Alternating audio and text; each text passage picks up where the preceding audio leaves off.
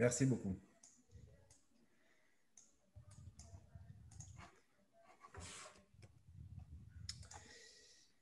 Donc, nous allons démarrer. Donc, pour l'instant, nous sommes à 58 participants. Mesdames et messieurs, bonjour, chers amis, chers adhérents de l'UNEA, chers dirigeants d'entreprises adaptées. Donc, mon son n'est pas bon apparemment. Si, là, c'est bon, Cyril. C'est bon. C'était avant où je n'avais pas de son. D'accord, très bien. Donc, je vous remercie d'être tous présents à ce webinaire qu'on a fait très rapidement. Je vous assure qu'on aurait souhaité le faire plus tôt, évidemment. Donc, nous avons reçu le question-réponse hier au soir. Question-réponse qui vient appuyer les éléments liés à l'axe 2 du FATEA, donc du Fonds d'accompagnement et de transformation des entreprises adaptées, qui, dans son axe 2, d'ailleurs, est beaucoup plus doté qu'initialement prévu. C'est-à-dire que nous avons une dotation de 58 millions d'euros qui a été partagée, vous l'avez vu dans l'email qu'a transmis Sébastien Citerne et les équipes de l'UNEA, avec les répartitions régionales et une réserve complémentaire de 10 millions d'euros si jamais il y en avait besoin pour des projets ambitieux. La position de l'Union nationale des entreprises adaptées sur ce FATEA axe 2, elle est très claire. Nous incitons, nous suggérons, nous accompagnons, nous soutenons que toutes les entreprises adaptées déposent des dossiers d'investissement, des projets liés à la création d'emplois auprès des personnes en situation de handicap. C'est un budget qui est dévolu aux entreprises adaptées, que nous avons agrégé de la période de confinement, c'est-à-dire de tout ce que nous n'avions pas utilisé pour en faire un plan de soutien dans un premier temps avec l'axe 1 et un plan de relance dans son axe 2 qui est l'objet de notre échange aujourd'hui. Donc, je suis en conférencier aux côtés de Sébastien Citerne, délégué général de l'Union nationale des entreprises adaptées, Monsieur Sébastien Reynaud, premier vice-président donc en charge de diverses missions représentatives et institutionnelles au sein du bureau de l'Union nationale des entreprises adaptées, et de Céline Fiorina, directrice des opérations. Donc, je disais en préambule, nous souhaitons fortement que toutes les entreprises adaptées déposent des projets. Voilà. Si elles en ont le désir, si elles en ont le besoin, si elles en ont la capacité. Ça, c'est le premier point.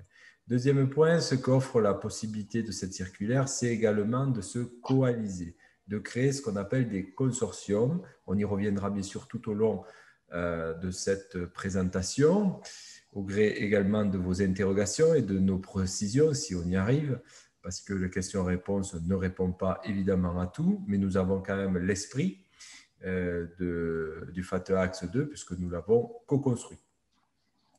Donc, je disais, l'approche consortium, elle est issue de ce qui s'est passé pendant le confinement, où plusieurs entreprises adaptées, avec des ESAT, avec des entreprises d'insertion, avec des structures liées à l'insertion par l'activité économique, ont su se coaliser pour répondre à des besoins d'urgence sanitaire de notre pays. Alors, je reviens dessus tout le temps pareil, les masques, les gels hydroalcooliques, les blouses, les surblouses, les visières, les vitres en plexiglas pour cloisonner, etc. Les repas solidaires, bien sûr, et j'en oublie beaucoup.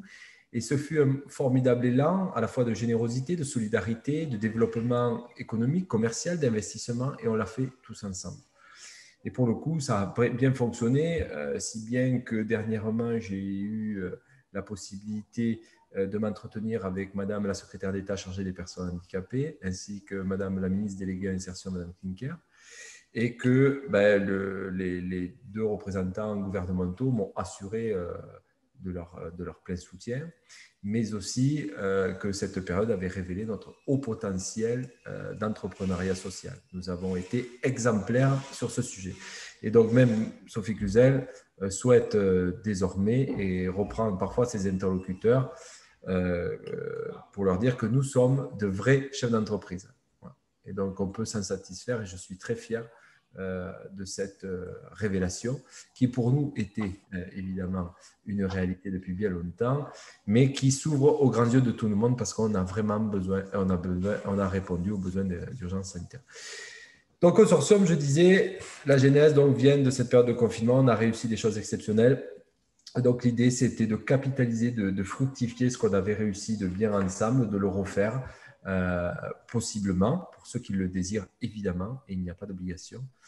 Ceux qui souhaitent poser un projet avec des entreprises classiques, avec des entreprises d'insertion, avec plusieurs entreprises adaptées, avec des ESAT, avec tout acteur économique, même des acteurs publics, qui souhaiteraient concourir à la relance par l'emploi des personnes qui sont défavorisées, exclues ou en forte précarité, et plus particulièrement dans les entreprises adaptées par des personnes en situation de handicap. Deux grandes questions aujourd'hui étaient sur la table en négociation avec la DGEFP, Délégation générale de l'emploi et de la formation professionnelle. C'était la rétroactivité.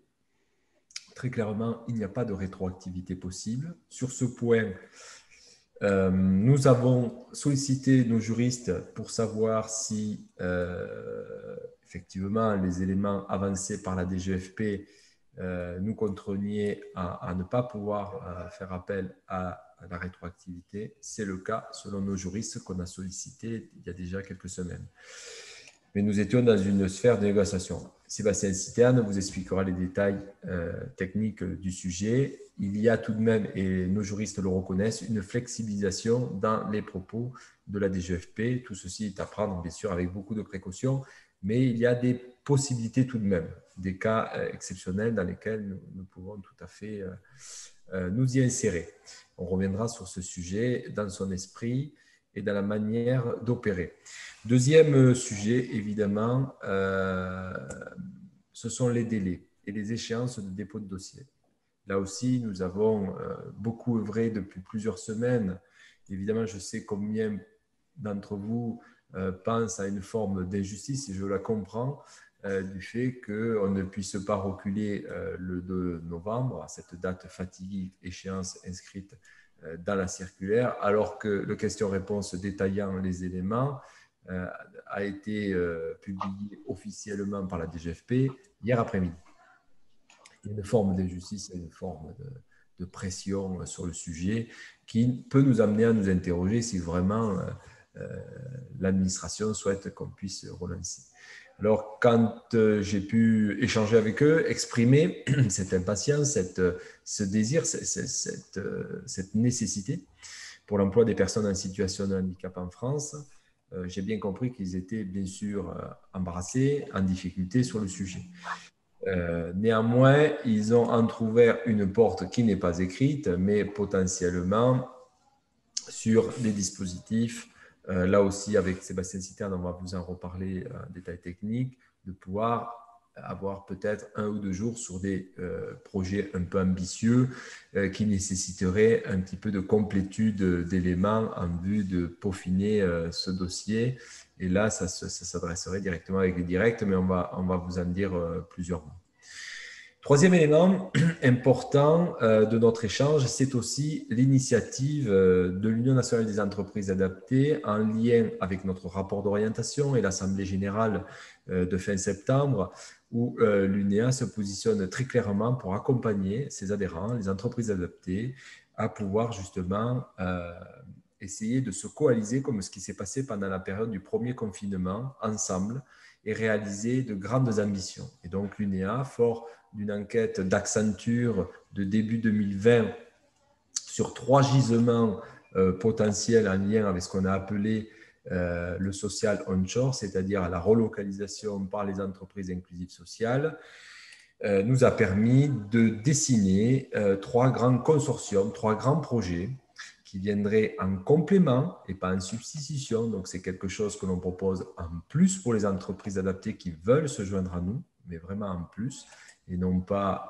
en substitution. Hein, je le réitère, on en reparlera aussi tout au long de cet échange, d'avoir la possibilité de se coaliser ensemble pour réaliser 10 000 mises à l'emploi d'ici fin 2022 à travers ces 3 consortiums. Nous serions bien sûr fortement accompagnés de personnalités, d'Accenture, de KPMG et d'autres partenaires comme France Active, hein, des partenaires à la fois classiques, historiques, mais aussi des nouveaux partenaires capables de nous accompagner dans les changements d'échelle.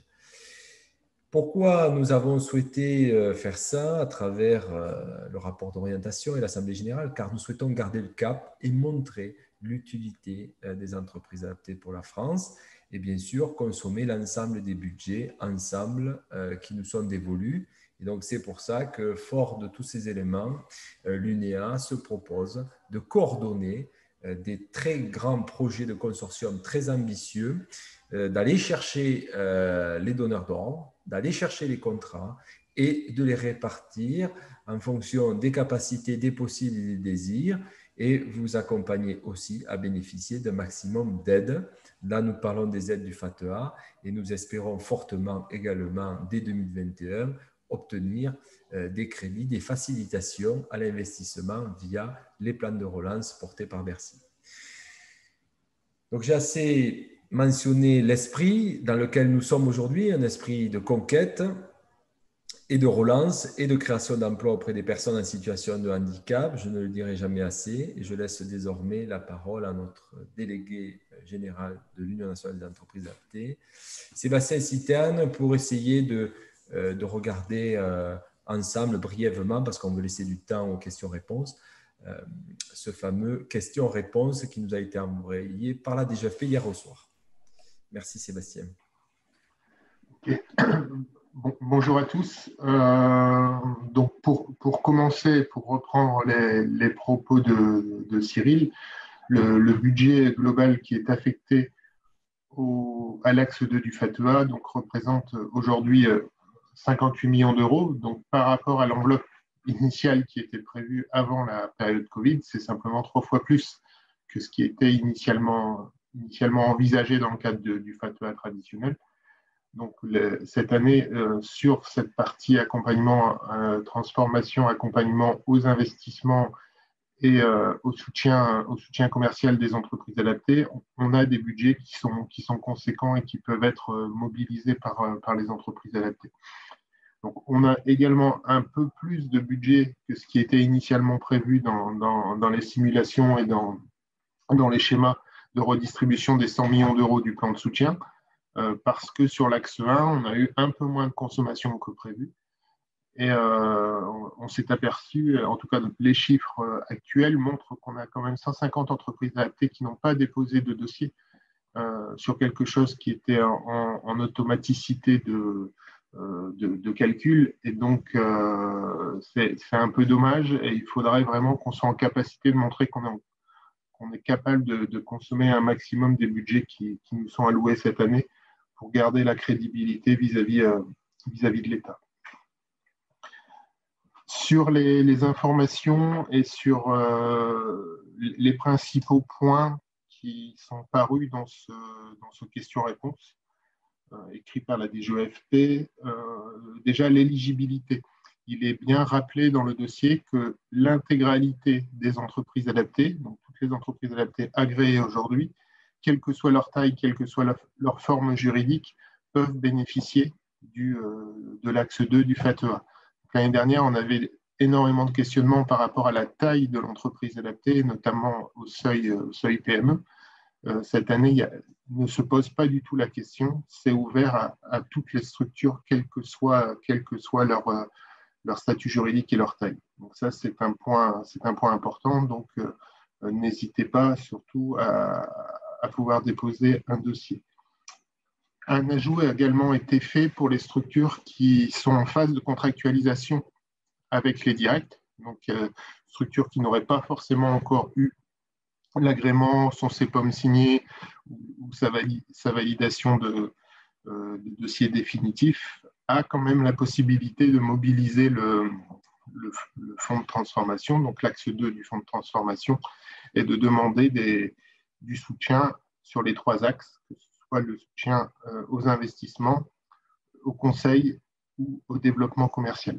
Donc ça, c'est important aussi, notamment pour les structures qui viennent d'être créées sous format EATT ou sous tout autre format. Les structures ont la possibilité de mobiliser et de développer des projets et d'être accompagnés sur l'axe 2 du fonds de transformation. Donc ça, c'est le point de l'éligibilité, donc à toutes les OA, quelle que soit leur taille et quelle que soit leur nature juridique, et pour les structures en phase de création. Un point qui est important, et le deuxième point qui était très très attendu, c'était le point sur la rétroactivité des aides, comme Cyril l'a précisé juste avant. Une règle sur les subventions d'investissement, une règle est posée et qui découle d'un cadre européen. Cette règle implique que toute demande de subvention doit être formulée avant l'acquisition du matériel. Donc c'est ce qui est aujourd'hui problématique et c'est ce qui empêche entre guillemets la rétroactivité de la prise en compte des investissements.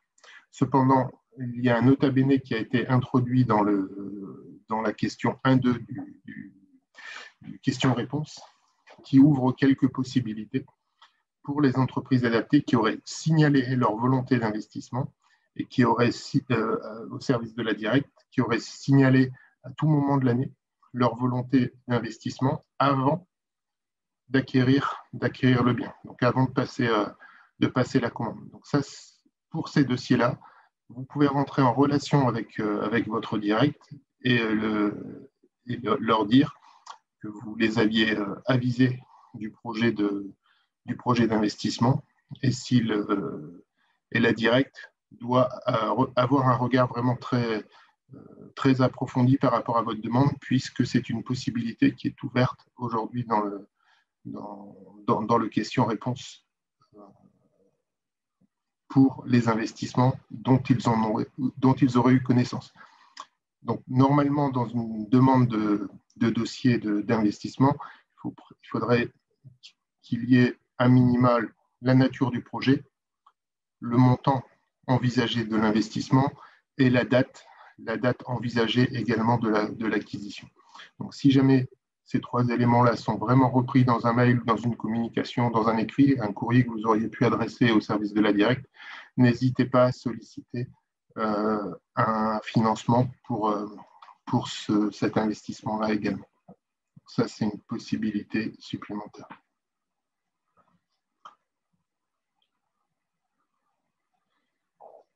Sur les investissements, ce que vient repréciser le question-réponse, c'est que les dépenses immobilières ne sont pas éligibles au niveau du fonds de transformation. On est sur des dépenses qui sont liées éventuellement à une installation d'une nouvelle ligne de production, à une installation, à des aménagements liés à l'implantation d'une nouvelle activité. Mais en tout cas, l'acquisition d'un bâtiment et d'un bien immobilier n'est pas aujourd'hui embarquée dans le fonds de transformation et dans cet axe 2.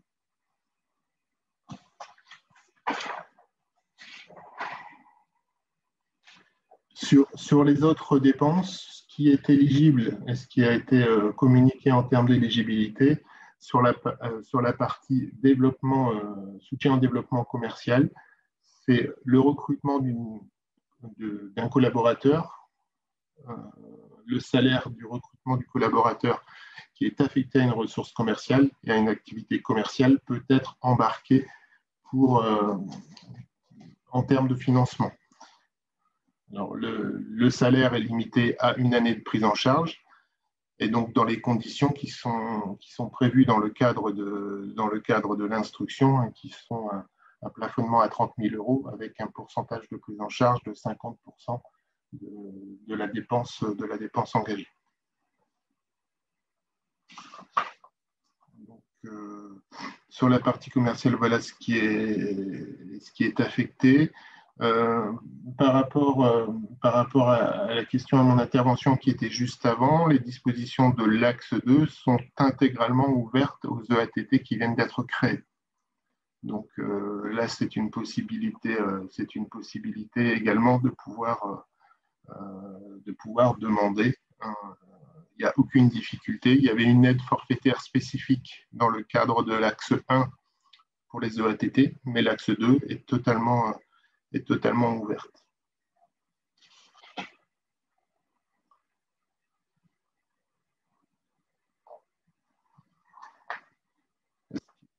sur ces points-là, est-ce qu'il y a des questions qui sont remontées avant d'aller plus loin? Oui, il y a quelques questions. Sébastien. Alors, il y a des questions très détaillées apparemment sur les éléments des dossiers à remplir. Alors je prends la première question au-delà de ces demandes. Le budget de l'organisme est celui de la société, pas du projet spécifique pour lequel on demande de l'aide. En tout cas, l'aide sera associée évidemment aux facturations et aux dépenses qu'assurera l'entreprise adaptée. Hein. Si on est dans le cadre du consortium, il faudrait peut-être préciser ce que c'est que l'organisme. Mais effectivement, non. Cyril, je pense que la question, ça veut dire dans le dossier, il nous demande un budget prévisionnel, c'est le budget de l'entreprise voilà, qui porte, Oui. voilà, qui porte le truc. Ouais. C'est bien ça. Il y a deux choses qui sont demandées. Il y a le plan de financement, donc comment vous financez l'investissement ou le projet. Donc ça reprend vraiment le projet. Et on ne demande que le plan de financement, mais par contre, derrière, on demande le budget global de l'entreprise adaptée pour embarquer le tout. Alors, OK. Autre question, à quoi correspondent le pavé charge indirecte réparti et affecté à l'action? Les charges indirectes, ce sont toutes les charges qui sont pas affectées entre guillemets, directement au projet, mais qui ont un lien avec la mise en œuvre du projet. Exactement. Le dossier prévoit une durée du projet. Peut-on être sur plusieurs années civiles, soit 12 mois à partir de novembre 2020? Alors là, c'est clairement écrit hein, dans la circulaire, on ne peut pas en déroger. Donc, il y a 12 mois maximum dans le cadre du projet, c'est-à-dire 12 mois pour liquider les aides, donc opérer les investissements et les factures. Et selon les niveaux d'ambition du projet, alors essentiellement, à quoi mesure-t-on l'ambition du projet? Évidemment, c'est au nombre d'emplois créés. Et nous y serons très vigilants à ce que ceci soit pris en compte dans justement les dimensionnements des projets. Et donc, on peut dépasser cette limite de 12 mois, notamment dans le cadre des consortiums.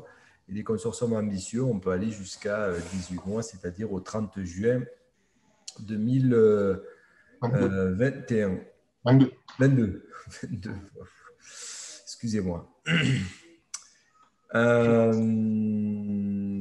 direct, nous demande comment fournir un devis pour un salaire. Je pense que si c'est une future embauche, il faut faire une promesse d'embauche qui contient, par exemple, le montant du salaire brut, ou si c'est pour un salaire déjà existant, bah, fournir une feuille de paye et l'expliquer. Ce n'est pas un devis pour un salaire, enfin voilà, un justificatif qui permettra de justifier le montant du salaire.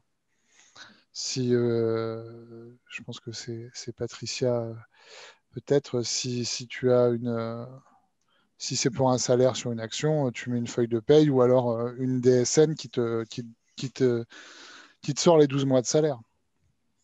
Ouais, exactement. Ensuite, l'autre, par exemple, l'acquisition de panneaux solaires peut-elle être subventionnée? Alors, si ces panneaux solaires concourent à un investissement en lien avec la création d'emplois auprès des personnes en situation de handicap, par exemple, ce que font plusieurs entreprises adaptées, je ne sais plus dans quelle région, qui deviennent des experts dans la pose de panneaux et également experts dans le nettoyage, la maintenance de ces mêmes panneaux, oui, parce que ça concourt dans une nouvelle activité qui est créatrice d'emplois en vue de les former. Donc ça en fait partie. Si c'est uniquement pour faire une opération fiscale d'un bâtiment, la directe risque de ne pas le comptabiliser comme étant un projet porteur, créateur d'emplois. Il faut s'imaginer que le plan de relance FATEA Axe 2 doit concourir directement à la création d'emplois ou au maintien de l'emploi suivant la situation de l'entreprise adaptée. Et ce sont les directs qui vont pouvoir apprécier la pertinence et la portée de ces projets-là. Nous sommes encore une fois avec le ministère du Travail. C'est un budget qui est porté par le ministère du Travail et pas par Bercy. C'est pour ça qu'on a aussi toute légitimité à bénéficier du plan de relance porté par Bercy et plus particulièrement par Madame la ministre déléguée à l'industrie, Madame Agnès Pannier-Runacher.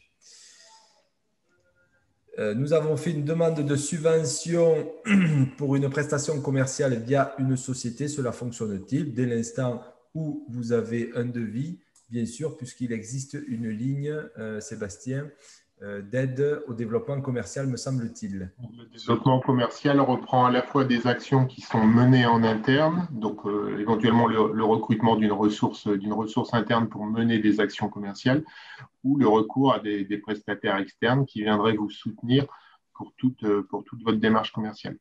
Il y a aussi des aides au conseil de mémoire. Hein. Oui, les aides au conseil qui sont là pour tout ce qui va participer à la modernisation, à la transformation de l'entreprise adaptée. Donc, on est sur des taux d'intervention, que ce soit sur l'aide au conseil ou que ce soit sur l'aide au soutien commercial à hauteur de 50% du coût.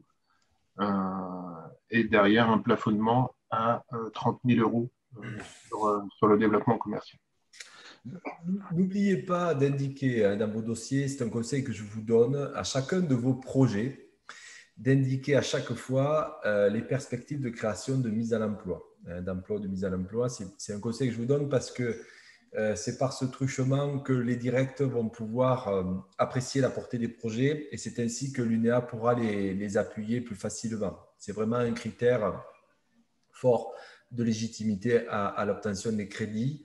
Donc, vous avez, suivant évidemment les situations, on rentre en confinement ce soir. Donc, les maintiens dans l'emploi sont aussi extrêmement importants pour les entreprises adaptées qui souffriraient de la période ou celles qui vont créer de la période comme nous l'avons fait lors du premier confinement. Il y a des questions. Je rappelle deux choses. Il y a des questions dans le chat. Essayez d'utiliser le question-réponse parce que c'est pas facile de suivre les deux. Vous avez un truc Q et R. Et puis après, je vous rappelle que le webinaire, de toute façon, s'il y en a qui arrivent en cours, est enregistré. Il sera donc rediffusé sur notre fabuleuse chaîne YouTube. Je vous l'ai fait avec l'accent. Et donc, il y a une question dans le chat. Je vais y répondre. Est-ce le salaire brut ou le coût global qui doit être indiqué? Pour moi, c'est le coût global du salarié. Le coût global du salarié, tout à fait. Et j'ai vu passer aussi dans le chat une question de Grégoire concernant la rétroactivité sur les deux autres aides par exemple l'aide au conseil ou le soutien commercial.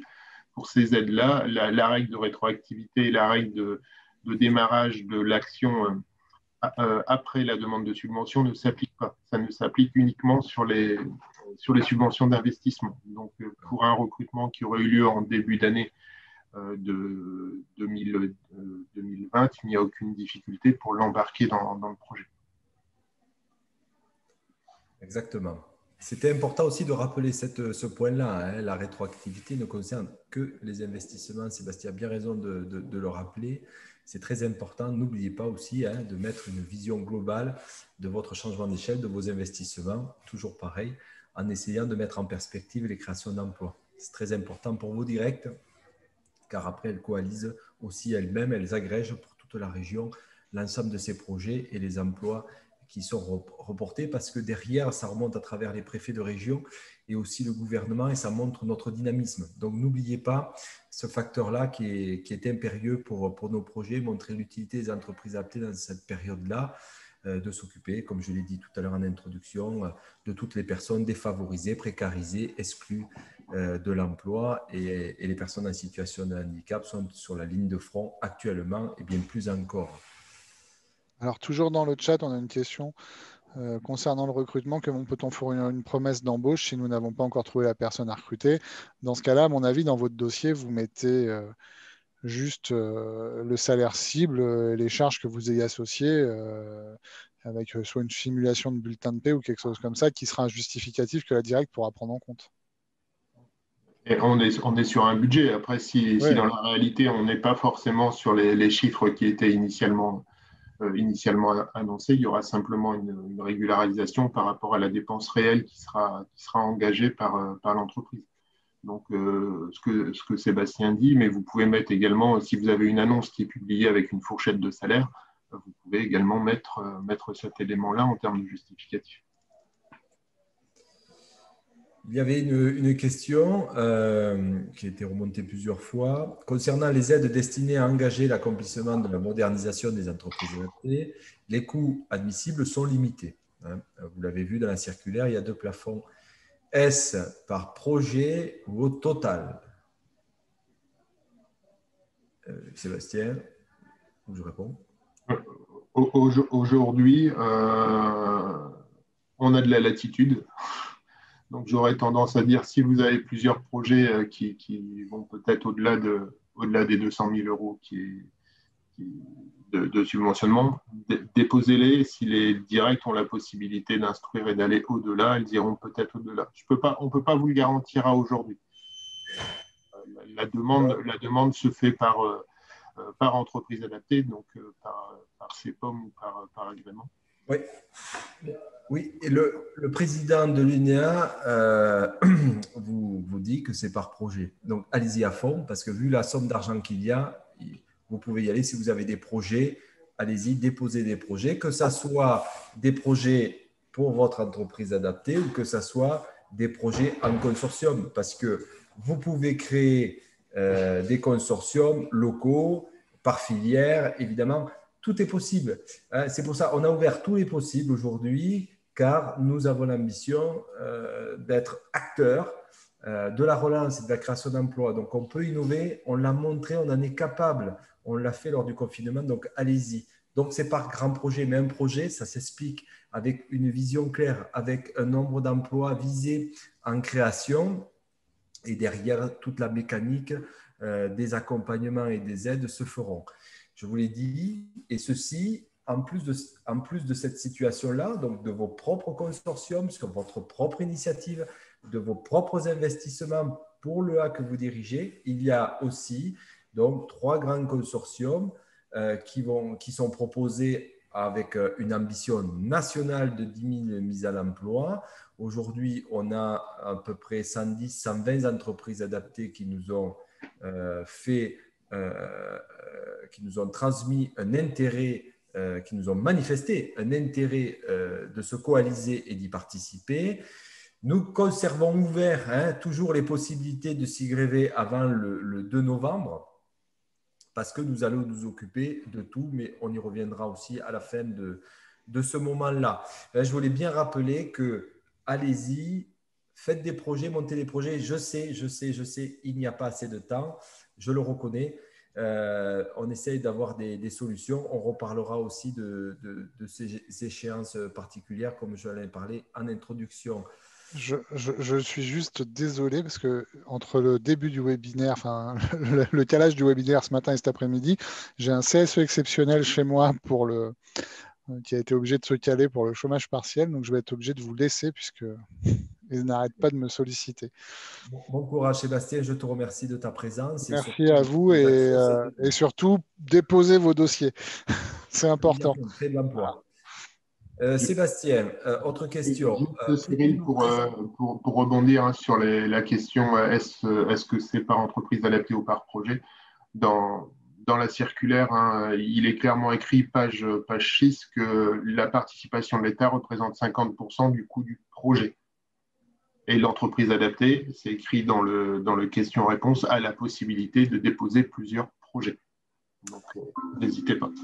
Je vais prendre l'exemple de l'entreprise adaptée FMS, une entreprise que je connais bien puisque je la co-dirige avec Fabrice Abadia.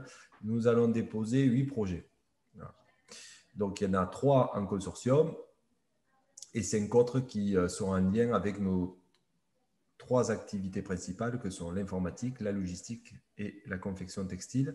Donc, vous voyez, 5 projets, tous ne sollicitent pas les limites de plafond, évidemment, il y a des tout petits projets, il y en a des beaucoup plus ambitieux. Les plus ambitieux sont en consortium, puisque le consortium, suivant ses ambitions, peut se déplafonner par rapport aux 200 000 euros. C'est pour ça que je reviens sur ces sujets-là de consortium, c'est très important. Donc, est un consortium dès l'instant où il y a 2 entreprises adaptées ou une entreprise adaptée, une entreprise d'insertion qui ensemble portent un élément. Vous pouvez aussi vous coaliser avec des entreprises classiques. Et voilà, un consortium, ça n'a pas d'entité juridique. C'est un groupement de structures morales qui ont un intérêt commun à converger dans une dimension économique en vue de créer de l'emploi. Voilà, c'est ça un consortium. Et après, ce consortium, une fois qu'il se met en œuvre, il peut donner, par exemple, soit lieu à de la co-traitance, à un GME, il peut donner lieu à une nouvelle structure, il peut donner lieu à des tas de situations, mais d'abord, un consortium, c'est avant tout le désir commun d'entreprendre ensemble et de faire converger les intérêts de plusieurs acteurs économiques, privés ou publics, en vue de cette pertinence-là qui est de concourir à l'emploi.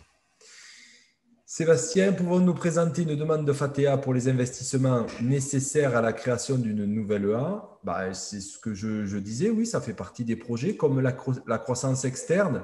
Tout projet peut être mentionné. Vous avez les limites. Si vous le portez seul, évidemment, la partie immobilière ne vous sera pas ouverte, mais toutes les autres parties d'ingénierie, etc., le seront, bien entendu. Elle peut donner lieu, et même les consortiums, par exemple ce qui s'est passé en Bretagne avec l'excellente bonne pratique sur plusieurs entreprises adaptées qui se sont coalisées pour créer une ATT, là, dans la même gymnastique de gestion, on peut tout à fait, là aussi, essayer d'entrevoir un consortium sur ces métiers du placement et de l'intérim. Sébastien, tu veux compléter un peu mon propos ? Oui, non, mais c'est tout à fait ça pour des projets, de croissance et de création d'une nouvelle entreprise adaptée, il n'y a pas de souci. Et je le répète par rapport aux propos aussi des personnes qui sont arrivées en cours de temps, un projet d'entreprise adaptée qui est en cours d'agrément et pour lequel il y a déjà eu des échanges avec la directe de la région et qui a simplement pris un peu de retard dans la phase d'agrément, peut solliciter également des demandes de financement et la totalité des demandes de financement sur les lignes d'investissement, de conseil et de développement commercial. Exactement. Vous pouvez faire aussi de la même manière de la croissance externe. Il y a une entreprise classique, adaptée ou autre, qui potentiellement connaît des difficultés ou pas d'ailleurs, vous pouvez tout à fait opérer une croissance externe, là aussi pour noter soit de la diversification de vos activités, soit de la diversification dans vos compétences, et également la possibilité d'accroître votre portefeuille de clients. Donc, tout à fait possible et ouvert, hein, évidemment. Ça fait partie, alors là, pour le coup, des changements d'échelle. Et également, nous avons là, au sein de l'UNA, des dispositifs qui permettent d'accompagner. N'oubliez pas également, dans vos projets d'investissement, vous pouvez y associer tout à fait France Active, la BPI et tous les partenaires classiques financiers qui peuvent venir vous aider à finaliser les dossiers.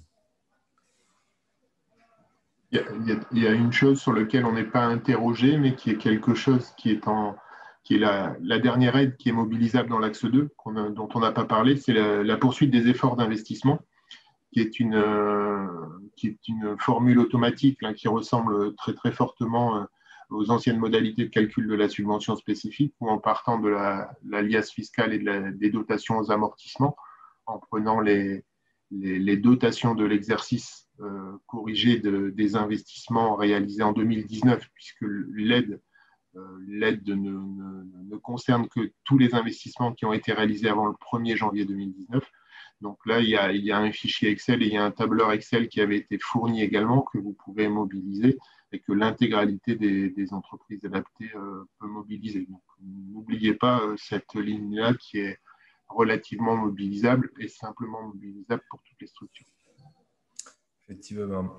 Là, il y a une question. Au regard de votre réponse sur la question des salaires, cela veut-il dire que nous pouvons mobiliser le FATEA sur un salarié déjà embauché? Alors, la réponse est oui et elle est non. Elle est oui dans l'idée que vous avez un projet d'investissement, alors qui aurait déjà potentiellement démarré, donc il faut l'exprimer. Ce projet d'investissement, de création est le lié là aussi à des impacts positifs en matière d'emploi ou de maintien de l'emploi. Donc, en fait, il faut être vraiment sur la dynamique de projet. Hein. Donc, effectivement, si en cours d'année, vous avez déjà embauché une personne, alors c'est le cas, par exemple, sur la confection textile des entreprises adaptées qui seront parties de zéro pour mettre en place un atelier de fabrication de masques et puis plus tard de passer dans les t-shirts, bien sûr. Vous pouvez tout à fait imaginer que, pareil, on puisse là aussi passer ce type d'investissement. Concernant le recrutement d'un commercial, peut-on fournir une promesse d'embauche si nous n'avons pas encore là? Oui, bien sûr, bien sûr. De toute façon, il faudra montrer les justificatifs. Et je pense que dans les justificatifs de remboursement et des liquidations des aides, vous devrez fournir vraisemblablement les bulletins de salaire pour justifier du solde. C'est-à-dire que vous aurez un acompte, comme ça se passe toujours dans le conventionnement avec l'ASP au niveau des aides. Ça peut s'opérer un peu différemment dans les consortiums, on verra ça tout à l'heure. Mais sinon, il faudra fournir les justificatifs, c'est-à-dire les bulletins de salaire. Donc, vous pouvez tout à fait mettre en place la promesse d'embauche qui va élaborer le budget, la cotation budgétaire, en vue d'avoir une quote-part d'aide sur le sujet. Si nous n'arrivons pas à identifier le futur salarié, peut-on faire une promesse d'embauche non nominative? Bien entendu.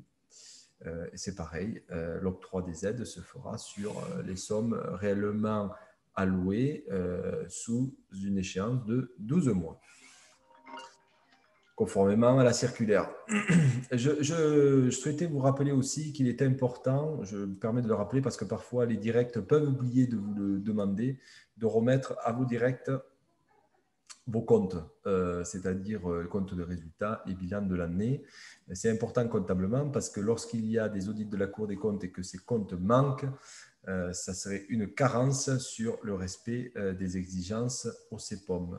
Je ferme cette parenthèse, mais n'oubliez pas de transmettre vos bilans et vos comptes résultats. N'est-ce pas, Sébastien?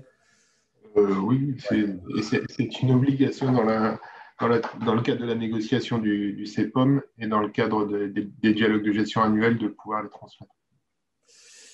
Je ne sais pas si la question avait déjà été posée. Projet d'investissement, les devis avec bon pour accord daté d'octobre 2020 avant l'envoi de la demande pour être pris en compte. Oui, bien sûr, parce que vous êtes dans une démarche de dépôt budgétaire, donc les devis, quels qu'ils soient, vont permettre d'ancrer le budget en vue de la liquidation. Alors faites attention parce que si le devis, évidemment, a été fait, on va dire, très tôt et que financièrement il n'est plus à jour, c'est ce que vous avez déposé en termes de demande qui fera foi pour élaborer les montants.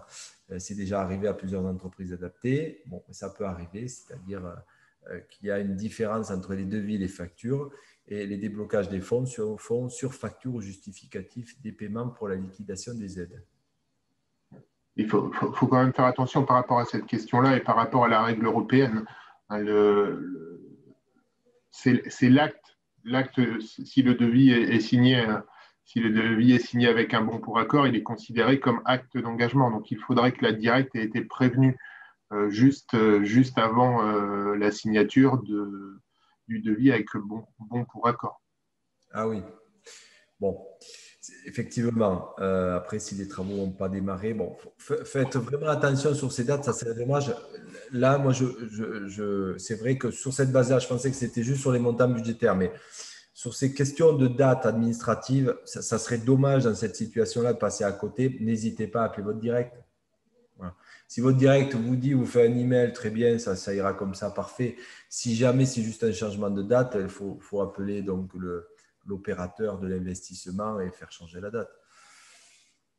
Dès l'instant où les travaux n'ont pas démarré. Est-ce que du personnel mis à disposition par une autre entreprise est éligible pour un commercial? Dès l'instant où vous avez des devis et des justificatifs de paiement et des éléments à fournir, je ne vois pas pourquoi, dès l'instant où la mission est clairement identifiable et que les facturations également et les justifications de paiement aussi. Il faut juste qu'il puisse y avoir une charge constatée pour l'entreprise adaptée qui dépose la demande. Oui. A-t-on des précisions sur les types de projets ambitieux qui pourraient bénéficier des fonds réservés, partenariat avec grandes entreprises? Alors, je vais être clair sur le mécanisme quand on fait appel à ça, c'est qu'en fait, comme on l'a marqué dans l'email, vous avez vu qu'il y a une répartition de ces enveloppes budgétaires qui ont été mises par région.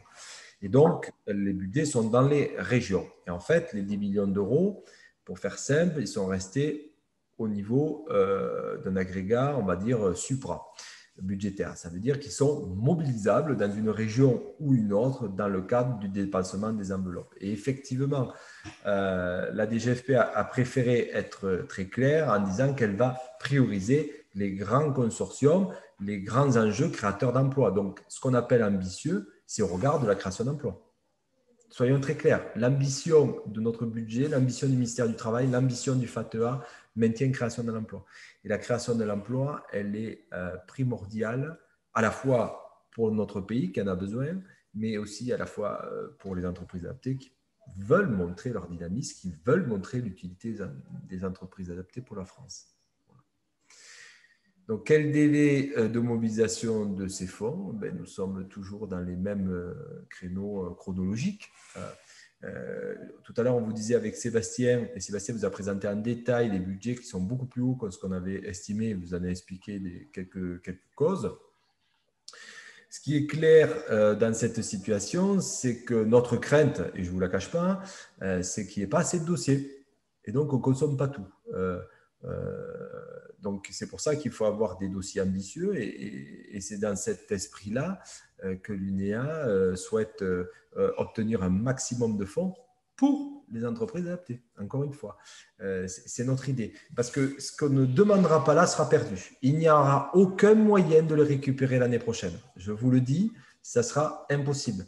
L'État dépense énormément et essaie de trouver des budgets partout pour justement satisfaire des priorités liées aux urgences sanitaires, sécuritaires, etc., que vous connaissez très bien dans l'actualité. Donc, si on n'arrive pas à dépenser là, tout ce qu'on n'aura pas dépensé, là, pour le coup, on n'y arrivera pas. Dans les années précédentes, si on est arrivé à faire certaines choses, on n'y arrivera pas.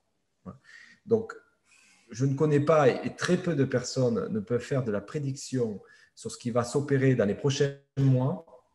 Donc, pour l'année prochaine, on a un PLF favorable sur les aides au poste socle et sur les aides au poste des publics en expérimentation. On n'a aucune visée, aucune certitude sur tout ce qui va concerner les fonds d'accompagnement et les plans de relance. Voilà. Il y aura des décisions, me semble-t-il, gouvernementales sur des priorisations de secteurs, de filières, de situations. Ça peut être les hôpitaux comme autre chose, je ne sais pas.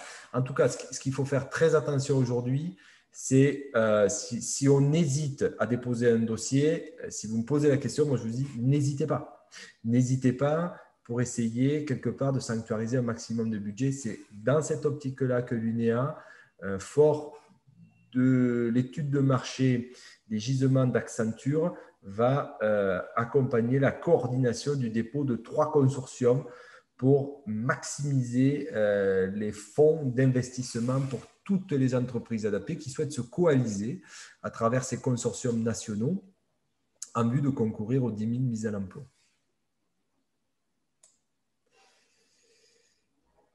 Définition de consortium. Alors, j'en ai parlé tout à l'heure. Il n'y a pas de définition juridique d'un consortium. Ça n'a pas d'existence préalable. Ce sont des structures publiques, privées qui ont une intention commune, pour le coup, dans notre gymnastique, de concourir à la création d'emplois en vue de la relance dont notre pays a besoin. Donc, pour le coup, un consortium, c'est forcément collectif, c'est forcément 2 entités. Un projet collectif de création d'une ATT peut être considéré comme tel. Oui, en vue, un consortium peut aboutir à de la co-traitance, peut aboutir à de la sous-traitance, peut aboutir à de la création d'une structure entreprise adaptée, entreprise de SIAE, une entreprise classique. Bref, on peut transformer les intentions de ce consortium en tout type de situation économique mettant en œuvre de l'emploi. Si Sébastien, tu veux me compléter, tu n'hésites pas. Sinon, je continue. Est-ce que Sébastien, ou j'ai tout dit, je pense? Non, là-dessus, c'est bon. Ouais. Est-ce que le salaire brut ou coût global qui doit être indiqué? Alors ça, c'est sur demande pour les aides aux embauches. Oui, c'est le coût global du salarié, c'est-à-dire chargé. Il faudra tout justifier par bulletin de salaire à la fin. Donc, voilà, tout ce qui est en bas de la ligne de bulletin de salaire peut y concourir. Voilà, essayer d'être toujours dans cette dynamique de projet. Si, par exemple, il a usé aussi la personne d'un véhicule ou d'éléments accessoires, je dirais, pour lui permettre de bien faire sa mission et concourir au projet et donc à la création d'emplois, évidemment, peut-être que vous pouvez aussi, si vous arrivez à le justifier par des justificatifs valables, vous pourrez évidemment le faire passer. L'aide au recrutement rétroactive, ça, Sébastien vous l'a dit tout à l'heure que oui, c'est l'investissement qui n'est pas rétroactif. Bonjour, dans les logiques de recrutement, peut-on embaucher les CDD tremplin en CDI à socle avec aide au poste? Alors ça ne concerne pas, du tout le FATEA Axe 2. Alors sur ce point-là, oui. Voilà. Oui, pourquoi? Tout simplement, notamment l'allocation adulte handicapé, l'AH, qui est un des critères qui à la fois concourt, alors il n'y a plus de surcritisation sur les CD tremplins, il suffit que la personne ait une RQTH, reconnaissance qualité travailleur handicapé, valide au jour de son embauche pour entrer dans les dispositifs CD tremplins, avec, vous le rappelez sur le cahier des charges, de mettre en œuvre un système qui permette de mettre en œuvre la dynamique des parcours et de pouvoir réaliser le projet professionnel de la personne et l'accompagner donc dans la réalisation de ce projet qui se passe en dehors de l'entreprise pour 30%, sauf pour les entreprises adaptées qui sont allées au-delà de ces 30% minimum. Et donc, par exemple, dans le cas de l'AH, oui, c'est tout à fait possible. La personne sera éligible aux aides au poste. Nonobstant, elle ne concourra pas dans l'optique des 30% de ce qu'on appelle les sorties positives, c'est-à-dire la réussite de la réalisation du projet professionnel de la personne. Sébastien, est-ce que j'ai été complet? Oui, c'est ce qui a été acté. Très bien. Tu m'arrêtes parce que parfois, je peux oublier certains éléments. Tous les investissements engagés en 2020 ne sont-ils pas éligibles avant la date de dépôt de la demande? C'est le principe de la rétroactivité, me semble-t-il. C'est-à-dire que si vous avez opéré des investissements avant la date de dépôt de celle-ci, et que vous n'en avez pas informé les directs, comme on l'a dit en introduction, non, malheureusement, tous ces investissements-là ne seront pas pris en compte.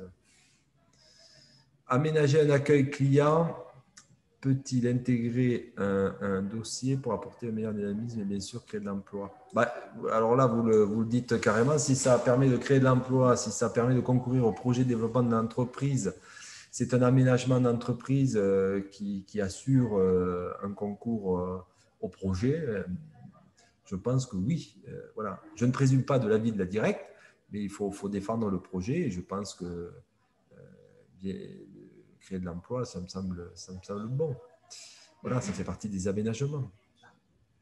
C'est le cas dans les commerces, dans les restaurants, en fait, dans beaucoup d'endroits où il y a des accueils de clients. Si on a plusieurs dossiers de modernisation de l'entreprise adaptée, peut-on faire un seul FATEA ou faire un dossier par machine? Alors, c'est un dossier par projet que nous vous conseillons. Voilà. Les directs vont être, à mon avis, surchargés de travail. Par projet, alors si une machine concourt à un projet, bon, là, probablement, mais il faut concourir à un projet. Et je pense que dans la manière dont vous allez conceptualiser, regardez bien aussi l'atteinte des plafonds, regardez des projets, des créations d'emplois. À mon avis, il faut faire des petits calculs rapides pour savoir où vous mettez le curseur. Mais globalement, l'analyse qui sera opérée sera en lien au projet. Sur le question-réponse, apporte un peu, hein, c'est la question 2.5, apporte un peu de précision là-dessus.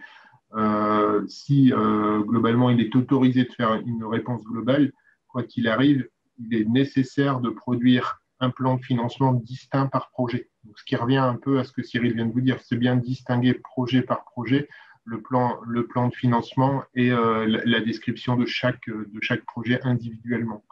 Donc, globalement, on vous laisse la possibilité de faire la trame administrative de présentation du projet de manière unique, mais que chaque document à l'intérieur et que chaque projet à l'intérieur soit bien présenté distinctement avec le plan de financement qui va avec.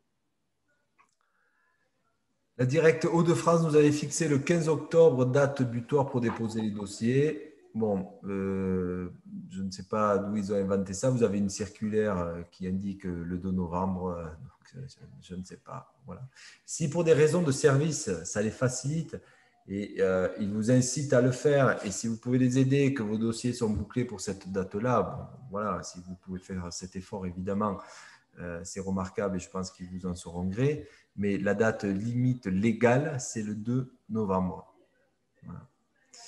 C'est marqué dans la circulaire. Oui, les directs ne peuvent pas venir mettre une règle supplémentaire qui vienne amener une rupture d'égalité sur le territoire. Chaque territoire doit avoir les territoires doivent avoir la même règle. Donc, la demande qui a été faite est certainement a été faite dans un objectif d'avoir plus de temps pour pouvoir analyser, consulter les dossiers et monter les projets de conventionnement et de financement. Mais par contre, si entre-temps, vous avez quelque chose qui est arrivé et que vous n'auriez pas eu le temps d'embarquer au 15 octobre, elle ne peut pas vous refuser de prendre un dossier jusqu'à la date du 2 novembre à midi. Oui. Si c'est le cas, si vous avez un refus pour ces raisons-là, merci de nous le faire savoir. On appelle ça une démarche superfétatoire en termes de droit. Voilà. Retenez bien ce terme, comme ça pour l'écrire, votre disposition est superfétatoire. La création des emplois avec des investissements engagés depuis la Covid-19 ne sont pas éligibles. Point d'interrogation.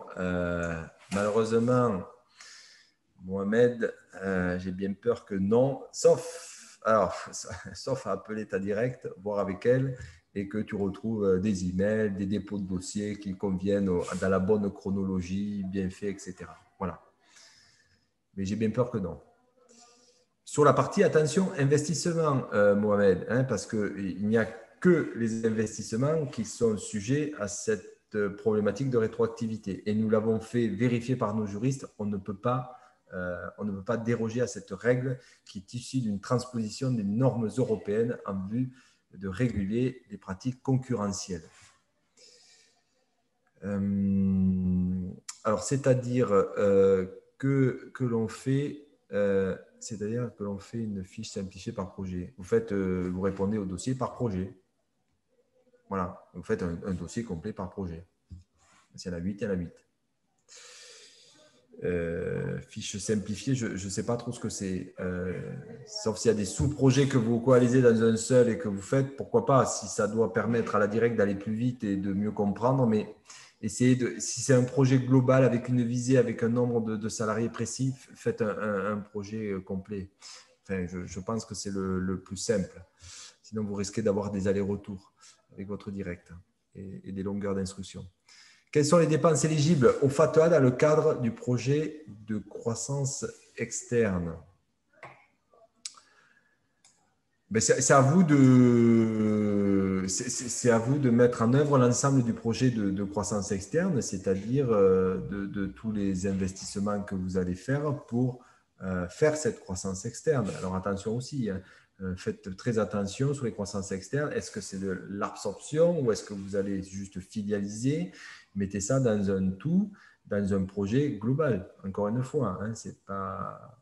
Faites attention à ça. La croissance externe, c'est à l'intérieur de l'EA. Les financements concourent à l'intérieur de l'EA pour les emplois liés à l'entreprise adaptée de personnes en situation de handicap.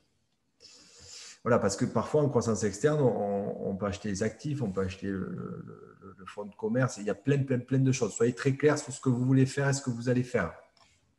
Donc, après, dans le cadre du projet, la directe va regarder bien précisément.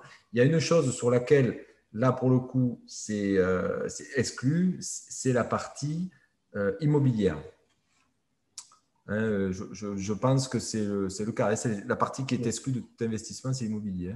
Dans le fonds de transformation, il n'y a absolument aucune dépense immobilière qui peut être embarquée. La DGEFP n'a jamais financé d'immobilier au sein des structures. Est-ce que dans le cadre du FATEA Axe 2, l'achat de logiciels de licence peut être pris en charge? Oui, tout à fait. Je crois que là, c'est marqué clairement d'ailleurs. Oui, c'est de l'investissement. Il y a simplement un niveau de plafonnement qui est différent entre les coûts. Oui, l'investissement, il peut être immatériel, hein, il n'est pas que matériel. Donc, n'hésitez pas, hein. Pour revenir à la croissance externe aussi, il peut y avoir de l'investissement donc derrière immatériel. Pour FMS, puisque nous allons faire une croissance externe sur une technologie dans nos activités informatiques que nous n'avions pas, donc qui est très stratégique dans le cadre du développement et l'obtention de nouvelles activités pour concourir à créer 20 emplois. Là, typiquement, il y a une acquisition dans le cadre de cette croissance externe sur un investissement immatériel, entre autres. Juste en termes de précision, sur la partie logiciel, acquisition de logiciels, le plafond de subvention est fixé à 100 000 euros, alors que sur la partie mobilier, construction, unité de production, le plafond est fixé à 200 000 euros. Attention, la Directe Paris vient de nous dire qu'il faut présenter un dossier par projet et donc pas de cumul de plusieurs dossiers dans un seul dossier. Oui, ben, c'est pas plus mal, comme ça vous aurez plus de possibilités de financement parce que sinon, si vous n'avez qu'un seul dossier, ben, vous avez le plafond à 200 ou 100 000 euros, suivant ce que vous demandez, alors que si vous avez plusieurs dossiers, plusieurs projets, donc ça va plutôt dans le sens de ce qu'on vous dit depuis tout à l'heure. Si vous avez plusieurs dossiers, ben, vous déplafonnez, c'est-à-dire que vous avez les plafonds par dossier. Donc, je prends ça pour quelque chose de positif. Alors, peut-être que pour certains, dans le cadre de plusieurs dossiers, ça peut créer aussi plusieurs business cases qui prennent du temps à élaborer. J'en conviens. Bon. Après, c'est à vous de voir la manière dont vous voulez amener les soutiens. Pouvons-nous chercher un financement complémentaire au fonds de garantie pour le ATT? Sébastien, je sais que tu fais partie du comité lié aux engagements de la garantie TTI. Je ne vois pas, en tout cas dans le dossier FATEA, je ne vois pas sur quelle ligne ça pourrait émerger. J'ai vraiment du mal. Le fonds de garantie TTI est une obligation légale de dépôt pour engager une activité EATT. Je ne pense pas que je vois pas sur quelle ligne ça pourrait être intégré. Ouais. Mais là, je pense que je pense que c'est Tania. Pour Tania, là, tu peux peut-être prendre contact avec France Active pour qu'il t'oriente sur les systèmes de financement complémentaires. Je pense que c'est au-delà de la garantie, là, parce que la garantie couvre la garantie dont tu as besoin pour démarrer. Donc, je pense que c'est des financements, notamment peut-être en trésorerie. On a besoin de fonds de roulement, je présume. Frais de recrutement d'un responsable d'unité avec une part de son profil portant sur le développement commercial, bien sûr. Toujours pareil, dès l'instant où il s'inscrit dans un projet global avec de la création d'emplois, etc., il ne devrait pas y avoir de problème. Avec la quote-part prise en compte uniquement sur le temps affecté à l'activité commerciale. Oui. Alors après, si l'unité de production vient d'un projet qui est en lien avec un investissement d'une nouvelle activité créatrice d'emploi, voilà, il faut voir en profondeur tous les projets et la portée. Parce que si c'est un responsable actuel, là, Sébastien a raison, si c'est un responsable actuel qui va avoir une partie de son actuelle mission qui va passer au commercial, voilà, là c'est potentiellement possible. Donc là, attention, si vous faites ça, faites bien un avenant au contrat parce qu'on peut vous demander à ce que vraiment la personne ait bien cette mission. Voilà, c'est-à-dire quelqu'un qui est en poste, qui était responsable d'unité de production et puis tout à coup, il devient commercial et vous financez une partie de son poste par le FATEA.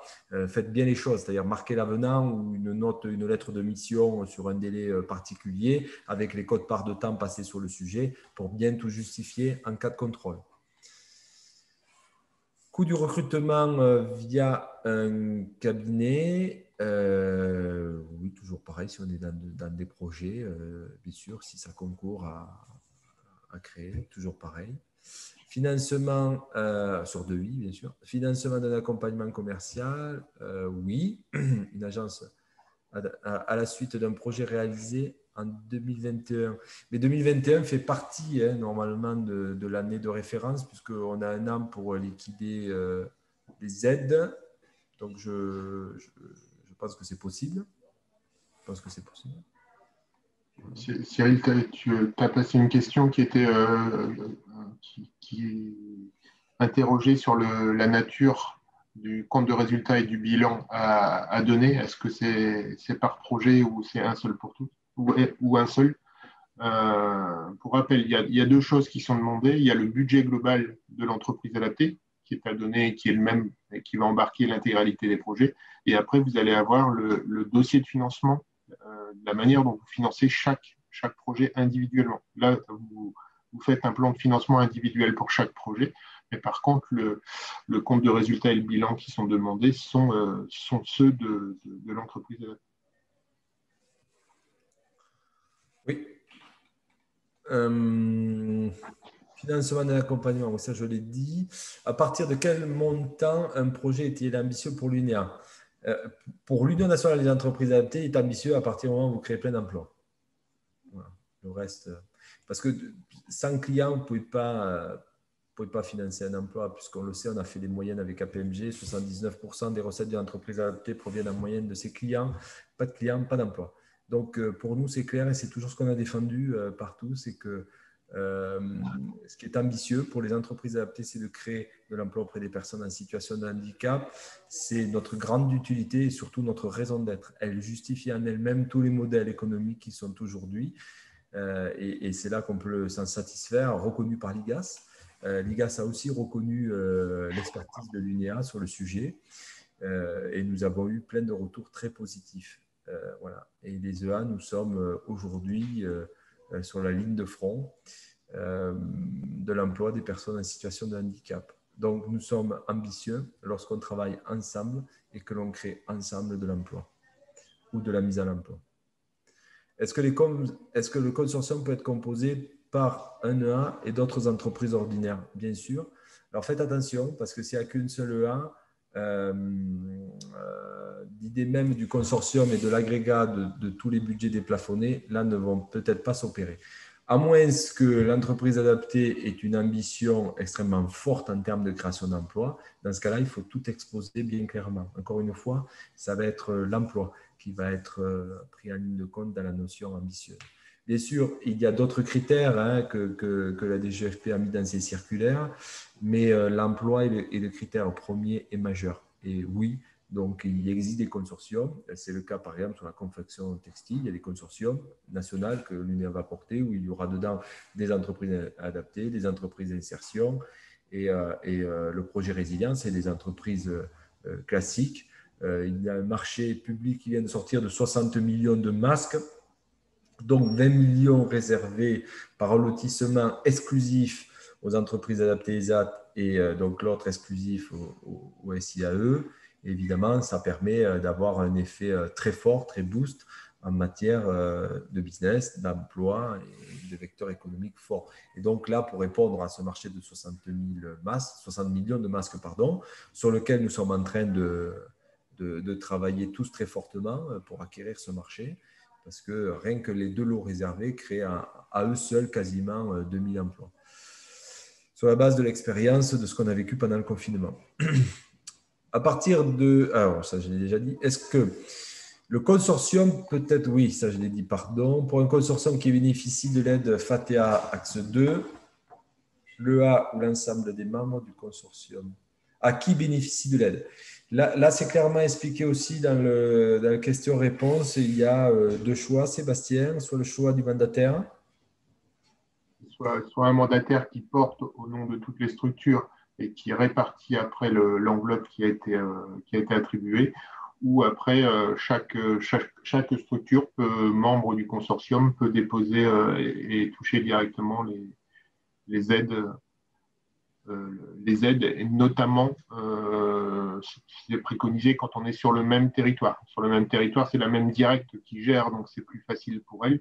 Quand on est sur des territoires différents, ce qui est précisé dans le question-réponse, c'est que dans ces cas-là, s'il peut être envisagé qu'un mandataire porte au nom de l'ensemble des membres, c'est une solution qui serait privilégiée.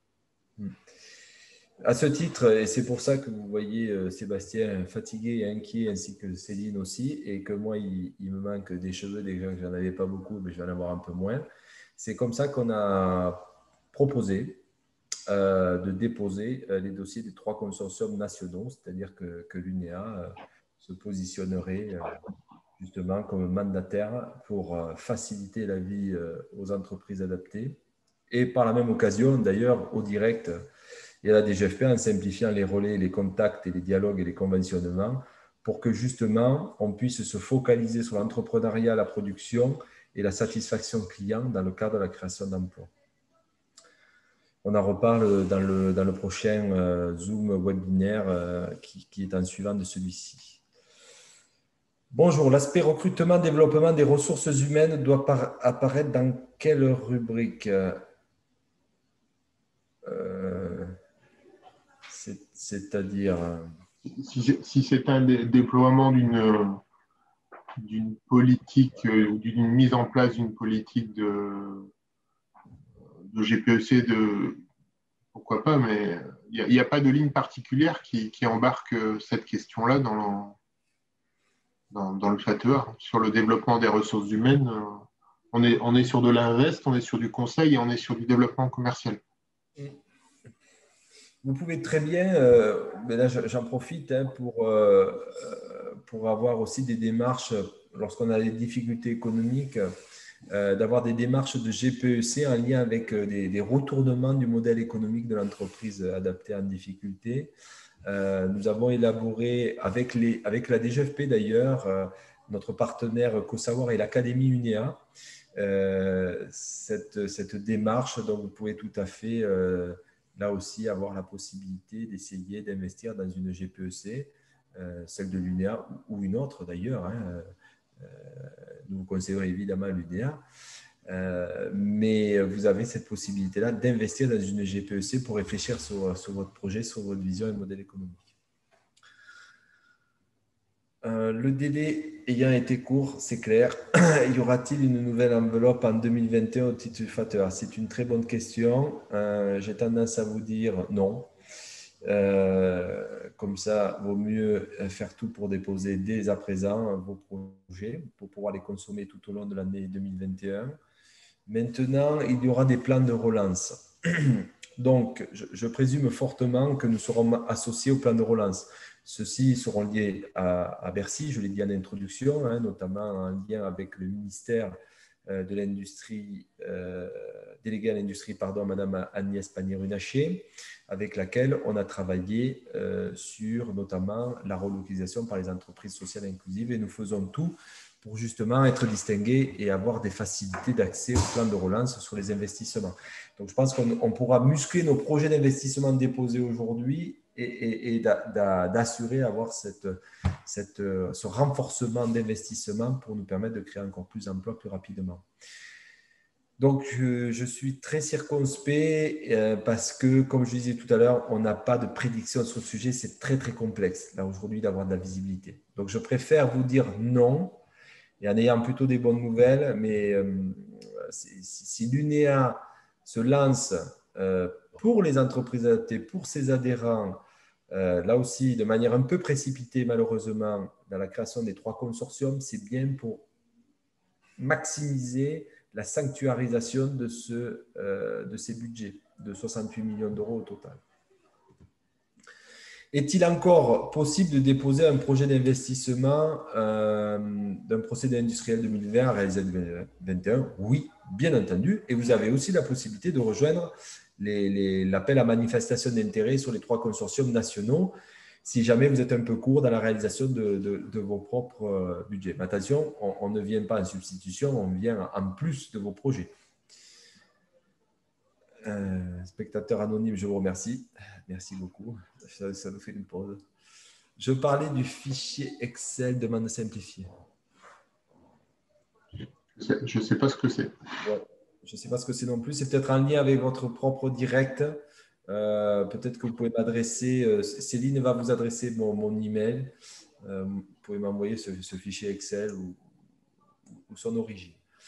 Concernant les logiciels, aujourd'hui, on n'achète plus des logiciels qui sont souvent en mode SaaS, c'est vrai. Engagement de location, utilisation du logiciel, ouais. Contrat, par exemple, d'engagement de 1 an avec reconduction tacite. Est-ce acceptable? Alors, il faudrait regarder. Je crois qu'il y a quelque chose sur ça. Je pense que sur la durée de l'année, vous pouvez peut-être… Ça va être sur la durée. Ça va être sur la durée. Donc là, ça sera limité au 31 décembre 2021. Voilà. C'est ce que je pense aussi, c'est ce que j'ai cru lire aussi. Ouais. Oui. Règles de cumul FATEA, autres subventions publiques, région, oui, tout à fait. C'est faisable. Alors, il y a toujours les minimis, je pense, sur les investissements, Sébastien, ces règles-là. Là-dessus, cette année, ils n'ont absolument rien précisé dans la circulaire, puisque ça fait partie également d'un plan de soutien exceptionnel lié à la crise sanitaire. Donc là-dessus, on sera largement moins embêté que ce que l'on a été, ce que l'on aurait pu être sur une année traditionnelle. C'est ce que j'allais dire. Je pense que ce n'est pas l'État qui va vous demander quoi que ce soit sur le sujet. Je pense que c'est plutôt peut-être les services de la région. Et encore, non, mais les cumuls sont tout à fait possibles. Combien de temps pour réaliser les investissements? C'est notifié. Vous avez 1 an. Alors, si on est dans un consortium et qu'on le sollicite dans le consortium, on a tout à fait la possibilité d'aller sur du 18 mois. On est arrivé au bout, Sébastien. Au bout, et il est 15h20. Donc, nous avons tenu les questions et le timing.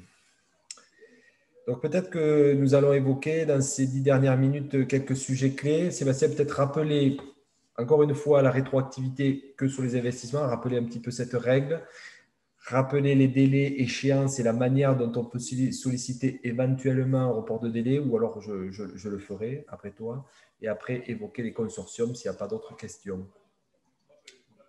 Sur la rétroactivité des investissements, et ça ne concerne bien que les investissements, donc normalement, elle ne s'applique pas. Il y a simplement une latitude qui a été donnée dans la rédaction du question-réponse qui est de dire que si l'entreprise adaptée a alerté les services de l'État d'un projet d'investissement reprenant à la fois la nature du projet et potentiellement le tarif, le coût et la date de réalisation, la directe peut instruire la demande. Excusez-moi, Sébastien, je coupe comme ça fait un effet quand on va donner la vidéo. Breaking news, suite à notre échange avec Madame la ministre déléguée à l'insertion, j'ai la chance de lire un message. Voilà. Donc, on prévoit de donner un délai supplémentaire de 48 heures. Alors, ce n'est pas énorme, mais c'est déjà ça, pour déposer les dossiers. Voilà. Donc, ça, c'est l'obtention de nos échanges d'hier au soir avec Madame la ministre déléguée à l'insertion. Jusqu'au 3 novembre. Oui, donc 48 heures de plus. Alors, il va falloir lire le message qui va nous être envoyé, mais je vous envoie la breaking news en live. Ça va faire fureur. J'espère qu'on va faire le buzz sur la chaîne YouTube. Voilà. Donc, je ferme cette breaking news. Je vais tweeter et je te laisse, mon cher Sébastien, poursuivre sur la rétroactivité. Donc, sur la rétroactivité, il faut vraiment donc une trace d'une demande de subvention pour un projet que vous avez engagé après. Donc, si vous avez fait une demande à la directe au mois de janvier et que vous avez une trace écrite et que derrière l'effectivité de la commande de cet investissement a lieu en février, normalement, la directe est en capacité de venir vous financer, vous financer le projet.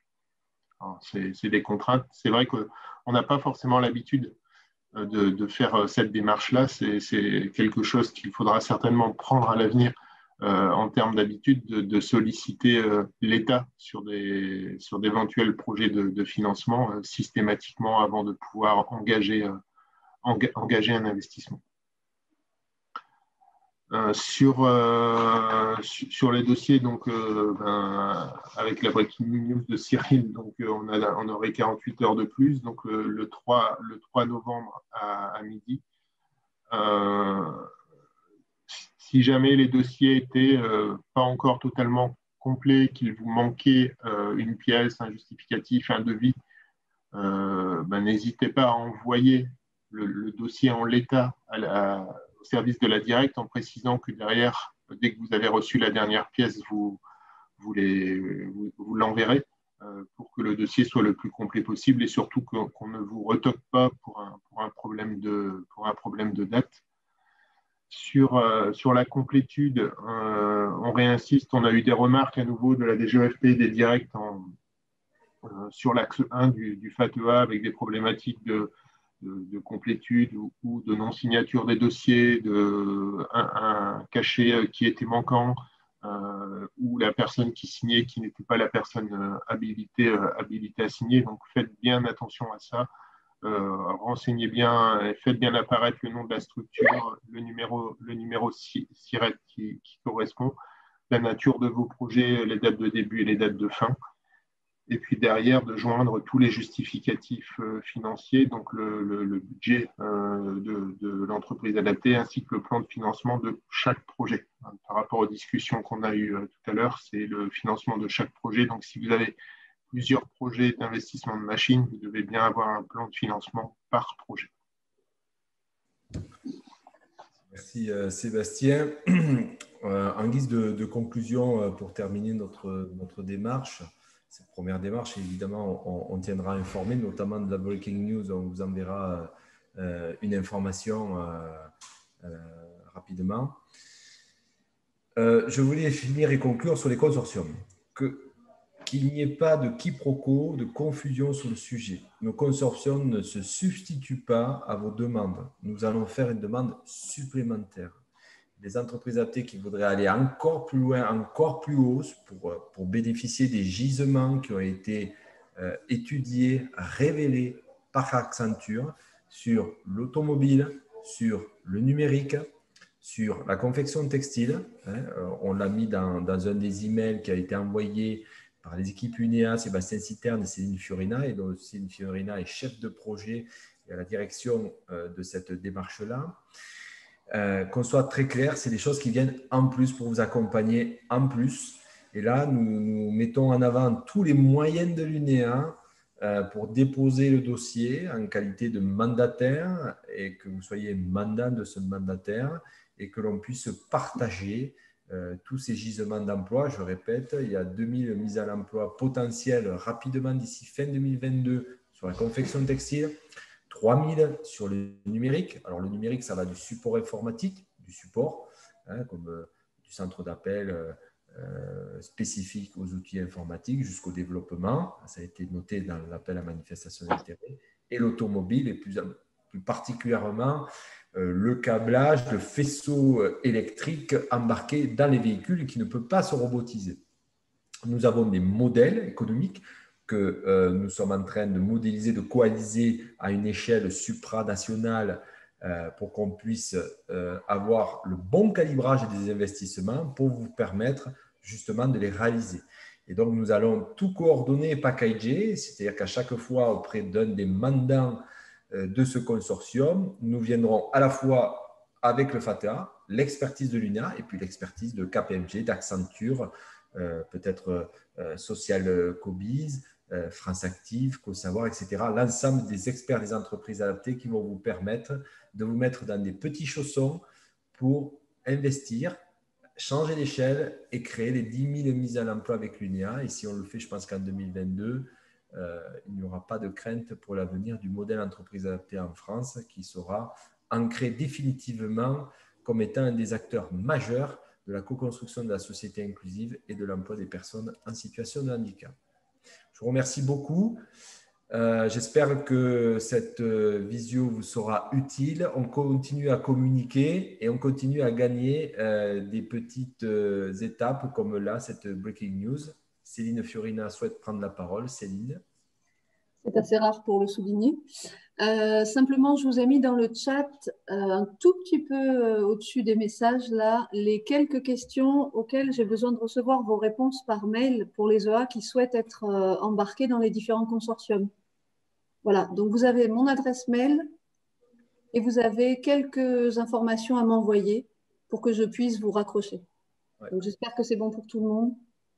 Ouais, et vous pouvez venir, pour ceux qui veulent s'associer, il y a un webinaire qui démarre juste après, si vous avez le temps, sur ce sujet-là, parce qu'on va vous solliciter tout de même de nous… Alors maintenant, on aura 48 heures de plus, mais il va falloir nous faire un email pour nous dire que vous nous donnez mandat représentatif dans le cadre de ce grand consortium où on a déjà 110 entreprises adaptées. Merci beaucoup et bien à tout de suite pour ceux qui sont aussi dans les consortiums avec nous et qui vont, comme nous, beaucoup travailler. Merci beaucoup. À très bientôt. Bon courage. Et déposez des dossiers à fond. Allez-y à fond, à fond, à fond, à fond.